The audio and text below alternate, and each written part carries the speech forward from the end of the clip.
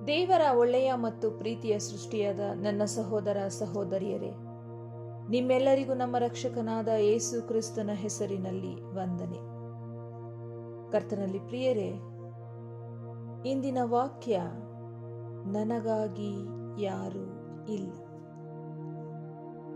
ಕರ್ತನಲ್ಲಿ ಪ್ರಿಯರೇ, ನಮ್ಮ ಜೀವಿತದಲ್ಲಿ ನಮ್ಮೆಲ್ಲರಿಗೂ ಒಂದಲ್ಲ ಒಂದು ದಿನ ಕಾಡುವ ನೋವು ಇದೆ, ಒಂಟಿತನ. ಈ ಲೋಕದಲ್ಲಿ ನಮ್ಮವರು ಅಂತ ಇದ್ದವರು ಮುಂದೊಂದು ದಿನ ನಮ್ಮನ್ನು ಬಿಟ್ಟು ಅಗಲಿದಾಗ ಈ ಒಂದು ನೋವು ನಮ್ಮನ್ನು ಕಾಡುತ್ತದೆ. ಆ ಅಗಲಿಕೆ ಸಾವಿನಿಂದ ಆಗಿರಬಹುದು, ಅಥವಾ ಅವರು ಜೀವಂತವಾಗಿದ್ದು ನಮ್ಮಿಂದ ದೂರ ಹೋಗಿರಬಹುದು. ಮತ್ತು ಕೆಲವೊಮ್ಮೆ ನಮ್ಮವರು ನಮ್ಮ ಜೊತೆ ಇದ್ದಾಗಲೂ ನಮಗೆ ಈ ಒಂಟಿತನ ಕಾಡುತ್ತದೆ. ಅದೇ ನನಗಾಗಿ ಈ ಲೋಕದಲ್ಲಿ ಯಾರೂ ಇಲ್ಲ ಅಂತ. ಕರ್ತನಲ್ಲಿ ಪ್ರಿಯರೇ, ಈ ಲೋಕದ ಮನುಷ್ಯರಲ್ಲಿ ನಮಗಾಗಿ ಯಾರೂ ಇಲ್ಲದೆ ಇರಬಹುದು, ಆದರೆ ನಮ್ಮನ್ನು ಸೃಷ್ಟಿಸಿದ ನಮ್ಮ ಸೃಷ್ಟಿಕರ್ತನು ಸದಾ ನಮ್ಮ ಜೊತೆಯಲ್ಲಿಯೇ ಇದ್ದಾರೆ. ಆತನು ನಮ್ಮನ್ನು ಬಹಳವಾಗಿ ಪ್ರೀತಿಸುವ ಕರ್ತನು. ಎಲ್ಲರಿಗಿಂತಲೂ ಹೆಚ್ಚಾಗಿ ನಮ್ಮನ್ನು ಪ್ರೀತಿಸುತ್ತಾರೆ. ಮನುಷ್ಯರ ಪ್ರೀತಿಯಲ್ಲಿ ಸ್ವಾರ್ಥ ಇರುತ್ತೆ. ಆ ಪ್ರೀತಿಯಲ್ಲಿ ಮನುಷ್ಯರು ಲಾಭವನ್ನು ಬಯಸ್ತಾರೆ. ನಿನ್ನಿಂದ ಏನಾದರೂ ಸಿಕ್ಕಿದರೆ ಮಾತ್ರ ಲೋಕ ನಿನ್ನನ್ನು ಪ್ರೀತಿಸುವುದು. ಆದರೆ ದೇವರು ನಿನ್ನಿಂದ ಏನನ್ನೂ ಬಯಸುವುದಿಲ್ಲ. ಆತನು ನಿನ್ನ ಪ್ರೀತಿಯನ್ನು ಮಾತ್ರ ಬಯಸುತ್ತಾರೆ, ನಿನ್ನ ಹೃದಯವನ್ನು ಮಾತ್ರ ಬಯಸುತ್ತಾರೆ. ಕರ್ತನಲ್ಲಿ ಪ್ರಿಯರೇ, ಯೋಹಾನನು ಬರೆದ ಸುವಾರ್ತೆ 16ನೇ ಅಧ್ಯಾಯ 32ನೇ ವಚನದಲ್ಲಿ ಈ ರೀತಿಯಾಗಿ ಬರೆಯಲ್ಪಟ್ಟಿದೆ. ನೋಡಿರಿ, ನಿಮ್ಮಲ್ಲಿ ಒಬ್ಬೊಬ್ಬನು ತನ್ನ ತನ್ನ ಸ್ಥಳಕ್ಕೆ ಚದರಿ ಹೋಗಿ ನನ್ನನ್ನು ಒಂಟಿಗನಾಗಿ ಬಿಡುವ ಕಾಲ ಬರುವುದು ಈಗ ಬಂದಿದೆ. ಆದರೆ ನಾನು ಒಂಟಿಗನಲ್ಲ, ತಂದೆಯು ನನ್ನ ಸಂಗಡ ಇದ್ದಾನೆ. ಈ ಮಾತನ್ನು ಯೇಸು ಸ್ವಾಮಿ ತನ್ನ ಶಿಷ್ಯರಿಗೆ ಹೇಳುತ್ತಾ ಇರುವಂತಹ ಮಾತು. ನೋಡ್ರಿ, ನೀವೆಲ್ಲ ನಿಮ್ಮ ನಿಮ್ಮ ಸ್ಥಳಗಳಿಗೆ ಚದುರು ಹೋಗ್ತೀರಾ, ಆದರೆ ಒಂದು ಸಮಯ ಬಂದಾಗ ನನ್ನನ್ನ ಒಬ್ಬಂಟಿಗನಾಗಿ ನನ್ನನ್ನ ಮಾಡ್ತೀರಾ, ಒಬ್ಬಂಟಿಗನಾಗಿ ಬಿಟ್ಟು ನನ್ನನ್ನ ಬಿಟ್ಬಿಟ್ಟು ಓಡಿ ಹೋಗ್ತೀರಾ. ಆದರೆ ನಾನು ಒಬ್ಬಂಟಿಗನಲ್ಲ. ಯೋಚನೆ ಮಾಡ್ರಿ, ಲೋಕದ ದೃಷ್ಟಿಯಲ್ಲಿ ಅಷ್ಟೂ ದಿವಸಗಳು ಆತನ ಜೊತೆಯಲ್ಲಿದ್ದಂತಹ ಆತನ ಶಿಷ್ಯರು, ಆತನನ್ನು ಪ್ರೀತಿಸುತ್ತಿದ್ದ ಜನರು ಯಾರು ಆ ಕ್ಷಣದಲ್ಲಿ ಆತನ ಸುತ್ತಲೂ ಅಥವಾ ಆತನ ಜೊತೆಯಲ್ಲಿ ಇಲ್ಲ. ಲೋಕದ ದೃಷ್ಟಿಯಿಂದ ಆತನು ಒಂಟಿಗನಾಗಿ ಇದ್ದಾರೆ. ಆದರೆ ಯೇಸು ಸ್ವಾಮಿ ತಾನು ಹೇಳುತ್ತಾ ಇರುವಂತ ಮಾತು, ನಾನು ಒಂಟಿಗನಲ್ಲ, ತಂದೆಯು ನನ್ನ ಸಂಗಡ ಇದ್ದಾನೆ ಅಂತ. ಕರ್ತನಲ್ಲಿ ಪ್ರಿಯರೇ, ಈ ಮಾತನ್ನ ಯೇಸು ಸ್ವಾಮಿ ಯಾಕೆ ಹೇಳ್ತಾ ಇದ್ದಾರೆ ಅಂದ್ರೆ, ಮುಂದಿನ ವಚನಗಳಲ್ಲಿ ನೋಡೋದಾದ್ರೆ, ನೀವು ನನ್ನಲ್ಲಿದ್ದು ಮನಃಶಾಂತಿಯನ್ನು ಹೊಂದಿದವರಾಗಿರಬೇಕೆಂದು ಇದನ್ನೆಲ್ಲ ನಿಮಗೆ ಹೇಳಿದ್ದೇನೆ. ಅರ್ಥ ಮಾಡ್ಕೊಂಡ್ರಿ? ನಾವು ಆತನಲ್ಲಿದ್ದು ಮನಃಶಾಂತಿಯನ್ನು ಹೊಂದುವವರಾಗಿರಬೇಕು. ಯಾಕಂದ್ರೆ ಇದು ಸತ್ಯವಾದ ಮಾತು. ಕರ್ತನಲ್ಲಿ ಪ್ರಿಯರೇ, ಈ ಒಂದು ಮಾತಿನಲ್ಲಿ ಆಳವಾದ ಅರ್ಥ ಇದೆ. ಯೇಸು ಸ್ವಾಮಿ ಹೇಳ್ತಾ ಇರೋದು, ಈ ಲೋಕದಲ್ಲಿ ನಮಗೆ ಯಾರೂ ಶಾಶ್ವತವಲ್ಲ. ತಂದೆ ದೇವರು ಒಬ್ಬರು ಮಾತ್ರನೇ ಸದಾ ನಮ್ಮ ಜೊತೆಯಲ್ಲಿರುವವರು ಅಂತ. ಗಮನಿಸ್ರಿ, ಯೇಸು ಸ್ವಾಮಿ ಈ ಲೋಕದಲ್ಲಿದ್ದಾಗ ತಂದೆಯನ್ನಾಗಲಿ, ಅಂದ್ರೆ ಈ ಲೋಕದ ತಂದೆಯನ್ನಾಗಲಿ, ತಾಯಿಯನ್ನಾಗಲಿ, ಒಡ ಹುಟ್ಟಿದವರನ್ನಾಗಲಿ, ಶಿಷ್ಯರನ್ನಾಗಲಿ ಮತ್ತು ಇತರ ಯಾರಿಗೇ ಆಗಲಿ ಆತನ ಮನಸ್ಸಿನಲ್ಲಿ ದೇವರಿಗಿಂತ ಮೊದಲ ಸ್ಥಾನ ಅಥವಾ ದೊಡ್ಡ ಸ್ಥಾನ ಆತನು ನೀಡಲಿಲ್ಲ.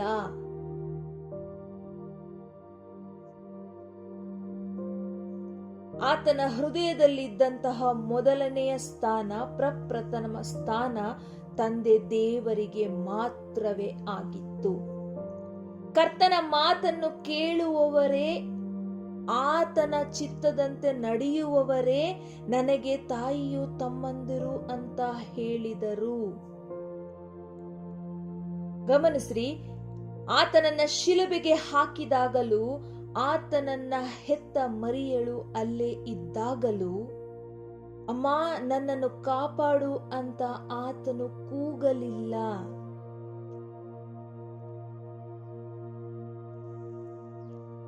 ಯೇಸು ಸ್ವಾಮಿ ಎಲ್ಲಾ ಮನುಷ್ಯರನ್ನು ಪ್ರೀತಿಸುತ್ತಿದ್ದರು, ಪ್ರೀತಿಯಿಂದ ಕಾಣುತ್ತಿದ್ದರು ಮತ್ತು ಕೆಲವರ ಪರಿಸ್ಥಿತಿ, ಅವರ ನೋವು, ಕಣ್ಣೀರನ್ನು ನೋಡಿ ಆತನು ಕಣ್ಣೀರ್ ಹಾಕಿದ್ದು ಉಂಟು, ಮನಮರುಗಿದ್ದು ಉಂಟು. ಆದರೆ ಆತನ ನಿರೀಕ್ಷೆ ಮಾತ್ರ ತಂದೆ ದೇವರು ಮಾತ್ರವೇ ಆಗಿದ್ದರು. ಹಾಗಾದರೆ ಕರ್ತನಲ್ಲಿ ಪ್ರಿಯರೇ, ಇಂದು ನಮ್ಮ ನಿರೀಕ್ಷೆ ಏನಾಗಿದೆ? ನಮ್ಮ ಜೀವನದ ಮೊದಲ ಸ್ಥಾನ ಯಾರಿಗೆ? ಯಾಕೆ ನಮಗೆ ಈ ಒಂಟಿತನ ಕಾಡುತ್ತಿದೆ? ಯಾಕೆ ಈ ಬಲಹೀನತೆ ನಮ್ಮಲ್ಲಿ ಇದೆ? ಯಾಕಂದ್ರೆ ಈ ಲೋಕದಲ್ಲಿ ಜೀವಿಸುತ್ತಿರುವ ನಾವು ನಮ್ಮನ್ನು ಪ್ರೀತಿಸುವ ಮತ್ತು ನಾವು ಪ್ರೀತಿಸುವ ಜನರೊಂದಿಗೆ ಸೇರಿ ಸುಖವಾಗಿ ಬಾಳಲು,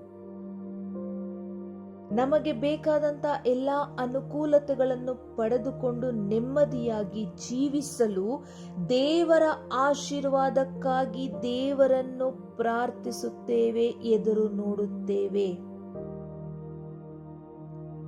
ಆದರೆ ನಮ್ಮ ಜೀವಿತದ ಪ್ರಥಮ ಸ್ಥಾನ ದೇವರಿಗೆ ನಾವು ಕೊಟ್ಟಿಲ್ಲ. ನಮ್ಮ ಜೀವಿತದಲ್ಲಿ ಪ್ರಪ್ರಥಮ ಸ್ಥಾನವನ್ನು ನಮ್ಮಂತೆ ಮನುಷ್ಯರಾಗಿರುವ ನಮ್ಮ ತಂದೆ ತಾಯಿಗಳಿಗಾಗಬಹುದು, ಗಂಡ ಹೆಂಡತಿಯರಿಗಾಗಬಹುದು, ಮಕ್ಕಳಿಗಾಗಿರಬಹುದು, ಒಡ ಹುಟ್ಟಿದವರಿಗಾಗಿರಬಹುದು, ಇತರ ಯಾರಿಗೋ ಒಬ್ಬರಿಗೆ ನಾವು ನಮ್ಮ ಜೀವಿತದ ಪ್ರಥಮ ಸ್ಥಾನವನ್ನು ಕೊಟ್ಟು, ನಮ್ಮ ಪ್ರೀತಿಯನ್ನೆಲ್ಲ ಅವರಿಗೆ ಕೊಟ್ಟು, ಅವರು ನಮ್ಮಿಂದ ದೂರ ಆದಾಗ ಆ ನೋವಿನಲ್ಲಿಯೇ ನಾವು ನರಳುತ್ತಾ ಜೀವಿಸುವಂತವರಾಗಿದ್ದೇವೆ. ಆದರೆ ನಮ್ಮನ್ನು ಪ್ರೀತಿಸುವ ತಂದೆ ದೇವರನ್ನು ನಾವು ಅರ್ಥ ಮಾಡಿಕೊಂಡಿಲ್ಲ, ಆತನ ಪ್ರೀತಿಯನ್ನು ಅರ್ಥ ಮಾಡಿಕೊಂಡಿಲ್ಲ. ನಮ್ಮ ಜೀವಿತವೇ ಆತನು ಅಂತ ನಾವು ಅರ್ಥ ಮಾಡಿಕೊಂಡಿಲ್ಲ. ಈ ಲೋಕದ ಸಂಬಂಧ ಉಸಿರು ಇರುವವರೆಗೆ ಮಾತ್ರ. ಆದರೆ ನಮ್ಮನ್ನು ಸೃಷ್ಟಿಸಿದ ನಮ್ಮ ಸೃಷ್ಟಿಕರ್ತನು ನಮ್ಮನ್ನು ಜಗದೋತ್ಪತ್ತಿಗೆ ಮುಂಚೆಯೇ ಆರಿಸಿಕೊಂಡಿದ್ದಾನೆ. ನಾವು ಆತನವರು. ನಮ್ಮ ಮತ್ತು ದೇವರ ಸಂಬಂಧವೇ ಶಾಶ್ವತವಾದ ಸಂಬಂಧ. ಯೇಸು ಸ್ವಾಮಿ ಅಲ್ಲಿ ಹೇಳಿದ ಒಂದು ಮಾತನ್ನು ಗಮನಿಸ್ರಿ, ನೀವು ನನ್ನಲ್ಲಿದ್ದು ಮನಃಶಾಂತಿಯನ್ನು ಹೊಂದಿದವರಾಗಿರಬೇಕೆಂದು ಇದನ್ನೆಲ್ಲ ನಿಮಗೆ ಹೇಳಿದ್ದೇನೆ. ಆ ಮನಃಶಾಂತಿ ನಮ್ಮೆಲ್ಲರ ಹೃದಯದಲ್ಲಿ ಇರಬೇಕು ಅನ್ನೋದಾದ್ರೆ ದೇವರಿಗೆ ನಾವು ಯಾವ ಸ್ಥಾನ ಕೊಡಬೇಕು ಅನ್ನೋದನ್ನ ಅರ್ಥ ಮಾಡಿಕೊಳ್ಳಬೇಕು. ಯಾಕಾಗಿ ಆತನು ನಮ್ಮನ್ನು ಈ ಲೋಕದಲ್ಲಿ ಇಟ್ಟಿದ್ದಾನೆ ಅನ್ನುವಂಥದ್ದನ್ನ ಅರ್ಥ ಮಾಡಿಕೊಳ್ಳಬೇಕು. ಆತನು ನಮ್ಮ ಜೀವಿತಕ್ಕೆ ಎಷ್ಟು ಮುಖ್ಯ ಅನ್ನೋದನ್ನ ನಾವು ಅರ್ಥ ಮಾಡಿಕೊಳ್ಳಬೇಕು. ಕರ್ತನಲ್ಲಿ ಪ್ರಿಯರೇ, ನಿಮ್ಮೆಲ್ಲರ ನೋವು ನನಗೆ ಅರ್ಥವಾಗುತ್ತದೆ. ಆದರೆ ನೀವು ಈ ಲೋಕದಲ್ಲಿ ಜೀವಿಸುತ್ತಿರುವುದು ಕರ್ತನ ಚಿತ್ತವಾಗಿದೆ. ನಿಮ್ಮ ಜೀವಿತದಲ್ಲಿ ಆತನ ಚಿತ್ತವೇನು? ಇಂದು ನೀವು ಈ ಲೋಕದ ಜನರಿಂದ ಕೈ ಬಿಡಲ್ಪಟ್ಟವರಾಗಿ ಜೀವಿಸುತ್ತಿರಬಹುದು. ಎಲ್ಲವನ್ನೂ ಕಳೆದುಕೊಂಡವರಾಗಿ ಜೀವಿಸುತ್ತಿರಬಹುದು. ಆದರೆ ನಿಮ್ಮ ಆತ್ಮೀಕ ಕಣ್ಣುಗಳನ್ನು ತೆಗೆದು ನೋಡಿರಿ. ನಿಮ್ಮ ಹೃದಯದಲ್ಲಿ ನೆಲೆಸಿರುವ ತಂದೆ ದೇವರ ಸ್ವರಕ್ಕೆ ಕಿವಿಗೊಡಿರಿ. ಆತನು ಯಾತಕ್ಕಾಗಿ ನಿಮ್ಮನ್ನು ಈ ಲೋಕದಲ್ಲಿ ಜೀವಿಸಲು ಬಿಟ್ಟಿದ್ದಾರೆ, ನಿಮ್ಮ ಜೀವಿತದಲ್ಲಿ ಆತನ ಚಿತ್ತವೇನು ಎಂಬುದು ನಿಮಗೆ ಅರ್ಥವಾಗುತ್ತದೆ. ಆತನ ಸ್ವರಕ್ಕೆ ಕಿವಿಗೊಡುವವರಾಗಿರಿ. ತಂದೆಯೇ, ಈ ಲೋಕದ ಮನುಷ್ಯರು ನನ್ನನ್ನು ಬಿಟ್ಟು ಅಗಲಿದರು, ಆದರೆ ನನ್ನನ್ನು ಪ್ರೀತಿಸುವ ಕರ್ತನು ನೀನು ಸದಾ ನನಗಾಗಿ ಜೀವಿಸುತ್ತಾ ಇದ್ದಿ. ತಂದೆಯೇ, ನನ್ನನ್ನು ಕರುಣಿಸು. ಈ ರೀತಿಯ ನಾನಾ ವಿಧವಾದ ಚಿಂತೆಗಳಲ್ಲಿ ನನ್ನ ಜೀವಿತವು ಕತ್ತಲೆಯಲ್ಲಿ ಮುಳುಗಿದೆ. ನೀನು ನನ್ನ ಜೀವಿತಕ್ಕೆ ಬೆಳಕಾಗಿ ಬಾ. ನನ್ನ ಜೀವಿತದಲ್ಲಿ ನಿನ್ನ ಚಿತ್ತವೇನು? ಅದನ್ನು ನಾನು ನೆರವೇರಿಸಲು ನನಗೆ ಬೇಕಾದಂತ ಜ್ಞಾನ ಬುದ್ಧಿಯನ್ನು ದಯಪಾಲಿಸಿಕೊಡುವಂತ ನಾವು ಸ್ವಾಮಿಯನ್ನು ಕೇಳುವುದಾದರೆ, ಒಂದು ಸತ್ಯ ನಮಗೆ ಅರಿವಾಗುತ್ತದೆ. ಅದೇನೆಂದ್ರೆ, ನಾವು ಯಾವತ್ತಿಗೂ ಒಬ್ಬಂಟಿಗರಲ್ಲ. ತಂದೆ ದೇವರು ಸದಾ ನಮ್ಮ ಜೊತೆಯಲ್ಲಿಯೇ ಇದ್ದಾರೆ.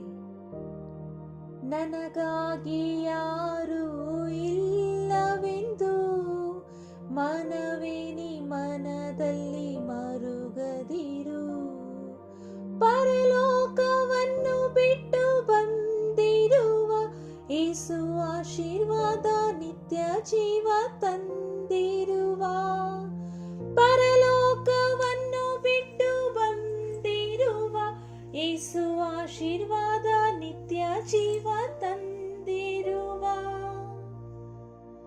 ಪರಿಶುದ್ಧನಾದ ಪರಲೋಕದ ತಂದೆಯೇ, ನಮ್ಮ ರಕ್ಷಕನಾದ ಯೇಸು ಕ್ರಿಸ್ತನ ತಂದೆಯೇ, ಅಪ್ಪ, ನಿನ್ನ ಪರಿಶುದ್ಧ ನಾಮಕ್ಕೆ ಸ್ತೋತ್ರವಾಗಲಿ. ಅಪ್ಪ, ಈ ಪ್ರಾರ್ಥನೆಯಲ್ಲಿ ನಂಬಿಕೆಯಿಂದ ಪಾಲ್ಗೊಂಡಿರುವಂತಹ ಅನೇಕ ಜನರ ಕಣ್ಣೀರನ್ನು ನೀನು ನೋಡುವಂತ ಕರ್ತನಾಗಿದ್ದಿ ಸ್ವಾಮಿ. ನನಗಾಗಿ ಯಾರು ಇಲ್ಲವೆಂದು ಸ್ವಾಮಿಯವರು ಕಣ್ಣೀರಿಡುತ್ತಾ ನಿನ್ನನ್ನೇ ದೃಷ್ಟಿಸುತ್ತಾ ನಿನ್ನ ಒಂದು ಸ್ವರಕ್ಕಾಗಿ ಎದುರು ನೋಡುವಂಥವರಾಗಿದ್ದಾರೆ ತಂದೆಯೇ. ಪ್ರತಿಯೊಬ್ಬೊಬ್ಬರನ್ನು ಆಶೀರ್ವದಿಸುವವರ ಕಣ್ಣೀರನ್ನು ಒರೆಸು ಸ್ವಾಮಿ. ನಿಮ್ಮನ್ನು ನಾನು ಎಂದಿಗೂ ಅನಾಥರನ್ನಾಗಿ ಬಿಡುವುದಿಲ್ಲ, ನಾನು ನಿಮ್ಮ ಬಳಿಗೆ ಬರುತ್ತೇನೆ ಎಂದು ಹೇಳಿದ್ದಿ ಕರ್ತನೆ. ಆ ಎಲ್ಲ ವಾಕ್ಯಗಳ ವಾಗ್ದಾನಗಳ ಮುಖಾಂತರ ಈ ನಿನ್ನ ಮಕ್ಕಳೊಟ್ಟಿಗೆ ಮಾತನಾಡು. ನಿನ್ನ ಹೃದಯದಲ್ಲಿದ್ದಂತಹ ಮನಃಶಾಂತಿಯನ್ನು ಸ್ವಾಮಿ ನಿನ್ನನ್ನು ಪ್ರೀತಿಸುವ ಈ ಜನರ ಹೃದಯಕ್ಕೆ ಕೊಟ್ಟು, ನಾನು ನಿಮ್ಮ ಬಳಿಯಲ್ಲಿ ಇದ್ದೇನೆ, ನಿಮ್ಮ ಜೊತೆಯಲ್ಲಿಯೇ ಇದ್ದೇನೆ, ನಿಮ್ಮನ್ನು ಬಹಳವಾಗಿ ಪ್ರೀತಿಸುತ್ತೇನೆ ಎಂದು ಇವರೆಲ್ಲರ ಸಂಗಡ ನೀನು ಮಾತನಾಡಿ ಅವರನ್ನು ಸಂತೈಸಿ ಅವರ ಜೀವಿತದಲ್ಲಿ ನಿನ್ನ ಚಿತ್ತವೇನೆಂಬುದನ್ನು ನೀನು ತಿಳಿಸಿಕೊಟ್ಟು ನಿನ್ನ ಮಕ್ಕಳಾಗಿ ನಡೆಸುತ್ತಾ ಬರಬೇಕಾಗಿ ನಿನ್ನನ್ನು ಬೇಡಿಕೊಳ್ಳುತ್ತೇನೆ ಕರ್ತನೆ. ಈ ಪುಟ್ಟ ಪ್ರಾರ್ಥನೆಯನ್ನು ಯೇಸುವಿನ ಹೆಸರಿನಲ್ಲಿ ಬೇಡಿ ಹೊಂದಿದ್ದೇನೆ ನಮ್ಮ ತಂದೆ.